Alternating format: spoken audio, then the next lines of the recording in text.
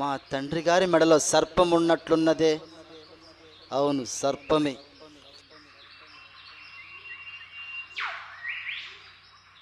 ఈ మరణించిన సర్పమును ఎవరు వేసి ఉంటారు? మా తండ్రి గారిని అవమానించుటకే ఈ అల్పకార్యము చేసి ఉన్నారు. ఈ అల్పకార్యము చేసిన దుష్టుడు, దుర్మార్గుడు ఎవరైనా సరే మా కోపాగ్నికి ఆహుతి కావలసిందే. ఏ సర్పమునైతే మా తండ్రి గారి మెడలో వేసి అవమానపరిచారో ఆ సర్పముల